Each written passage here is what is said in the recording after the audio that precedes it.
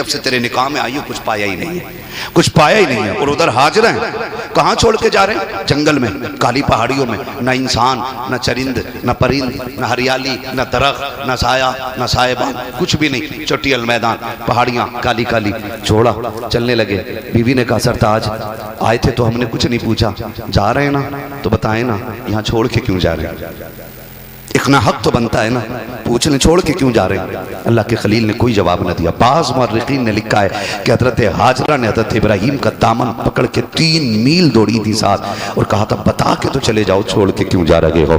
3 میل کی مسافت کے بعد اللہ کے خلیل نے پیچھے مڑ کے دیکھا اور حضرت ہاجرہ کے چہرے کو دیکھا، آنکھ میں آنسو آ گئے۔ حضرت ہاجرہ نے کہا تھا اللہ کے خلیل یہ تو بتا کے چلے جاؤ، میں جانتی ہوں آپ اللہ کے نبی ہو، کچھ غلط نہیں کر سکتے ہو، یہ تو بتاؤ اپنی مرضی سے چھوڑ کے جا رہے ہو یا رب کے کہنے سے چھوڑ کے جا رہے ہو؟ اللہ کے خلیل نے کہا تھا ہاجرہ ایک ایسی مثال لا کے دکھاؤ، رب نے جسے 80 سال کی عمر میں بیٹا دیا ہو، وہ بھی چاند سے زیادہ حسین بیٹا، باپ کی جان ہو وہ بیٹا، کیا کوئی باپ اپنے بیٹے کو ایسے جنگل میں چھوڑ کے گیا ہے؟ کہا کبھی نہیں۔ کہا سمجھ لو ہاجرہ میں اپنی مرضی سے نہیں، رب کے کہنے پر یہاں چھوڑ کے جا رہا ہوں۔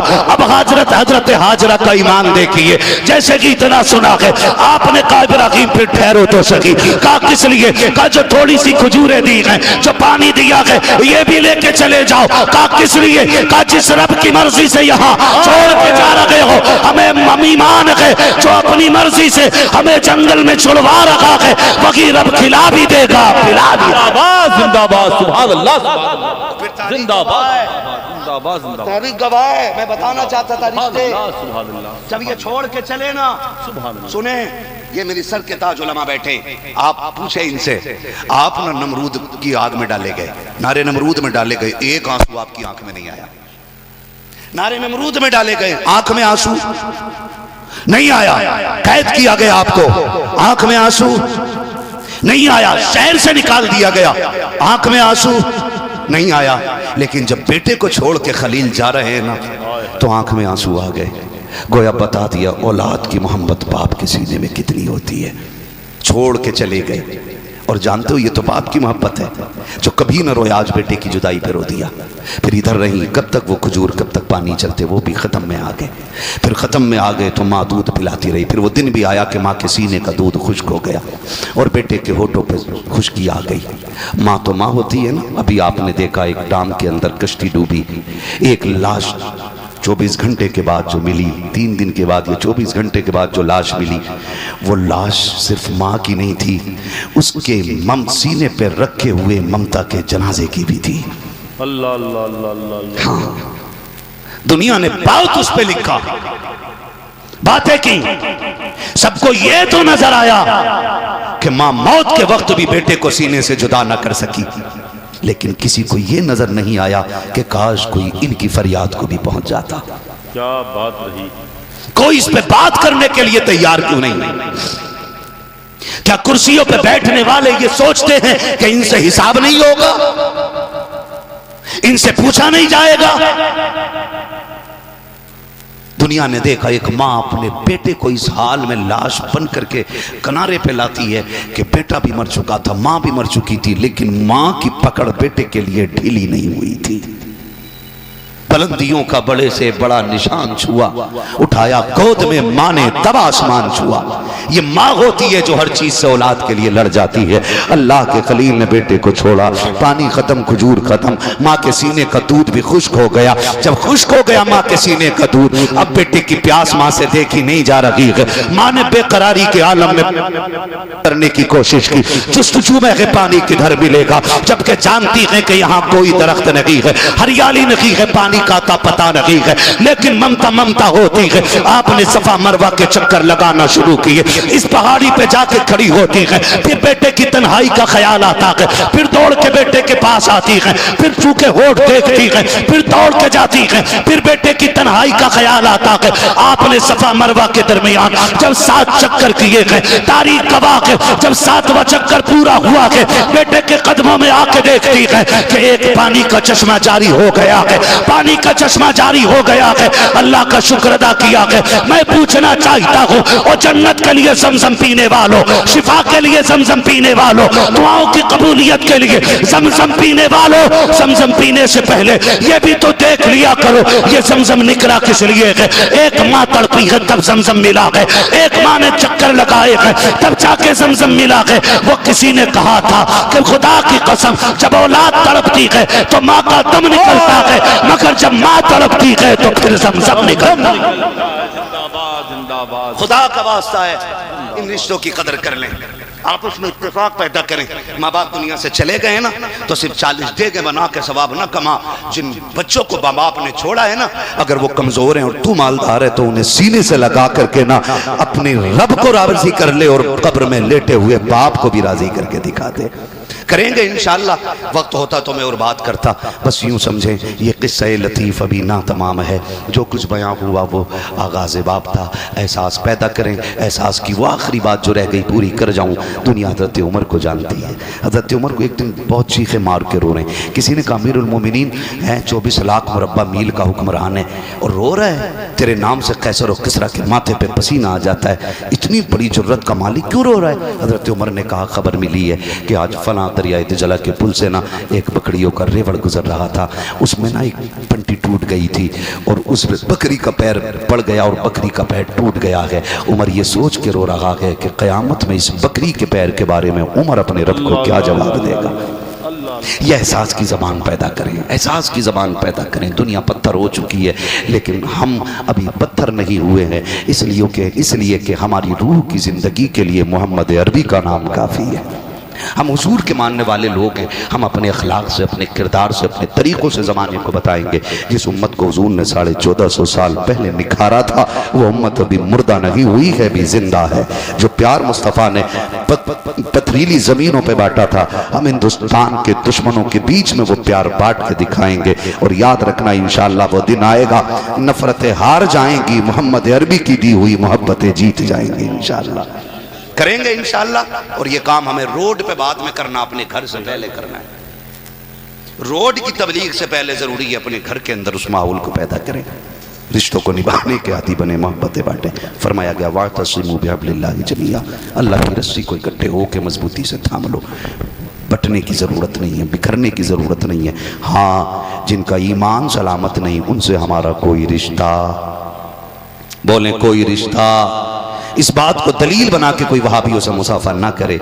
ہم وہی لوگ ہیں، تجھ سے اور جنت سے کیا مطلب، وہابی دور ہو، ہم رسول اللہ کے جنت، بولیں جنت رسول اللہ کی۔ بس جو ہوئے اغلاط ان کو معاف فرمائے رب کائنات۔ زندگی نے دیا ساتھ، پھر ہوگی ملاقات، چمن رہا پھول کھلیں گے، زندگی رہی پھر ملیں گے مسافر۔ ذرا ایسے ہو جاؤ جیسے شجرہ پڑھا جاتا ہے۔ بیدار ہیں سارے لوگ، گھٹنے چھوڑ دے بھائی۔ میں سمجھ سکتا ہوں بہت زیادہ ایموشنل آپ ہو گئے، اللہ کرے کہ یہ بات جو ہے نا دل میں رہے، بھول نہ جائیے گا، بھول نہ جائیے گا، نبھائیں گے انشاءاللہ۔ میں نے سینکڑوں آنکھوں کو ابھی بھیگتے ہوئے دیکھا ہے، مجھے امید ہے انشاءاللہ یہ بھیگے پلکوں کے رنگ کبھی خالی نہیں جائیں گے، تبدیلی آئے گی انشاءاللہ، بدلیں گے نا انشاءاللہ، ہے نا۔ بڑی سستی آپ میں لگ رہی ہے، آپریٹر صاحب بہت اچھا آپ کا ساؤنڈ رہا ہے، بہت اچھا آپ کا ساؤنڈ ہے، اب اسے تھوڑا سا ایکو دے دیجئے تاکہ میں بھی حضور کا شجرہ پڑھ کے اور بھائیوں کی فرمائش پوری کر دوں۔ میں نے ابھی وہ گفتگو کی جو میں چاہتا تھا، اب وہ کرنے جا رہا ہوں جو یہ چاہ رہے ہے نا۔ آپ نے میری مرضی کی بات اتنی اچھے سے سنی ہے، امید ہے اپنے مرضی کی بات اور اچھے طریقے سے سنیں گے نا انشاءاللہ۔ ایسا تو نہیں ہے خالی اپنے علاقے کو اچھے سے سنتے ہوں آپ، یاد رکھنا تم بھی میرے علاقے میں، کیا بات رہی ہے۔ ہمارا علاقہ وہاں تک ہے جہاں تک لا الہ الا اللہ کی صدائیں بلند ہوتی ہیں۔ ہاں، اور یہ عالم سورج اگنے کی جگہ سے لے کے سورج چھپنے کی جگہ تک ہے، یہ یاد رکھیے گا۔ یہ ساری دنیا ہماری، ساری دنیا، بڑے ڈر کے بول رہے ہو، ساری دنیا ہماری ہے۔ اللہ سلامت رکھے۔ اور تھوڑا سا اس کو ذرا ایکو دے دو، میں نے ریپیٹ کہا تاکہ مجھے سانس لینے میں آسانی ہو، اور تھوڑا سا بولیے گا، خیریت ہے؟ بولیں ذرا سبحان اللہ، سبحان اللہ، سبحان اللہ۔ ابھی ساری آواز نہیں نکل رہی ہے، میں نعرہ لگاؤں مجھے لگ جانا چاہیے کہ آپ جاگ رہے ہیں تو پھر میں شجرہ پڑھ دیتا ہوں، لگا لوں ایک نعرہ میں بھی۔ عشق محبت، عشق محبت، اعلیٰ حضرت، اعلیٰ حضرت کے ماننے والے لوگ ہیں، حضور کی آل کے شہزادے بیٹھے ہوئے، ٹھیک ہے نا، اولاد علی ہیں، آل نبی ہیں، ان کے بارے میں ہماری امام نے ہمیں پڑھایا، تیری نسل پاک میں ہے، تو ہے عین نور تیرا۔ آپ جاتے ہیں ان کے جد امجد کا اتنا بڑا احسان ہے امت پر، ہاں، کہ انہوں نے قرآن کی تفسیر لکھ کے امت کے حوالے فرمائی ہے، سبحان اللہ سبحان اللہ، ہے نا؟ تو ہمیں کوئی فرق نہیں پڑتا ہے کہ دنیا کیا کر رہی ہے، لیکن جہاں پر گنتی کے مسلمان ہوتے ہیں وہاں ان سے پوچھو ان کے لیے ایک وقت کی نماز کتنی مشکل ہو گئی ہے۔ آج ہمیں اس پہلو پہ بات کرنا پڑے گی کہ ہم جس دور میں جی رہے ہیں اس دور کا تقاضا کیا ہے۔ کیا صرف تھوڑی دیر بیٹھ کر کے قوم کے حالات کا رونا رو لیا جائے یہ ہماری کامیابی کے لیے کافی ہو جائے گا، یا تھوڑی دیر اپنی تباہیوں کے مناظر کو اپنی نگاہوں کے سامنے رکھ کر کے ان پر مرثیہ پڑھ دیا جائے؟ کیا اتنی دیر کا غم منانا کافی رہے گا، یا ہماری قوم کو ایک فیوچر میں، مستقبل میں کوئی ٹارگیٹ، کوئی ہدف، کوئی منزل منتخب کرنا پڑے گی؟ نوجوانوں، آپ سے میری اتنی سی گزارش ہے، سب سے پہلے ہمیں اس حکم پہ عمل کرنا ہے کہ ہم سب کو اللہ کی رسی کو اکٹھا ہو کر کے مضبوطی سے تھامنا ہے۔ یہ سب سے پہلا کام ہے ہمارے لیے، اللہ کی رسی کو اکٹھا ہو کر کے ایک ساتھ مضبوطی سے پکڑنا ہے۔ یہ جو ہماری گھروں کے اندر الگ الگ لائنیں لگ گئی ہیں نا، الگ الگ قطاریں ہیں، ایک گھر کے اندر دو دو پارٹیاں ہیں، ایک گھر کے اندر 3 مختلف جماعتیں ہیں، ہم سب کو ان مختلف اور بکھری ہوئی جماعتوں کو ایک پلیٹ فارم پہ لانا پڑے گا، ایک جگہ اکٹھا کرنا پڑے گا، اور کسی ایک شخص کو اپنے گھر کا مکھیا بنا دیجئے۔ ایک گھر میں 4 مکھیے نہیں ہو سکتے، ایک گھر میں 4 ذمہ دار نہیں ہو سکتے ہیں، ایک گھر کے اندر 5 رہنما نہیں ہو سکتے، ایک گھر کے اندر گھر کا ذمہ دار صرف ایک ہونا چاہیے۔ اور یہ میں آپ سے سبحان اللہ کہلوانے کے لیے نہیں کہہ رہا ہوں، یہ وہ باتیں رکھ رہا ہوں، اللہ کرے ان پہ عمل ہو جائے نا تو پھر کسی کی ماں نے دودھ نہیں پلایا ہے کسی ایک بندے کو گھیر کے کتوں کی بھیڑ آ کے ہاتھ لگا سکے۔ آج ہم جس مقام پر آ کر کے کھڑے ہو گئے، ہماری بیٹیوں کے راہ چلتے دوپٹے اتار دیے جاتے ہیں، ہم نے کیا کر لیا؟ ہماری بیٹیوں کو چلتے راہ ذلیل کر دیا جاتا ہے، ہم نے کیا کر لیا؟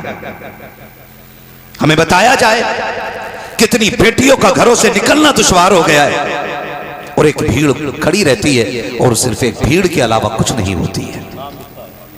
آج احساس مردہ ہو چکے ہیں۔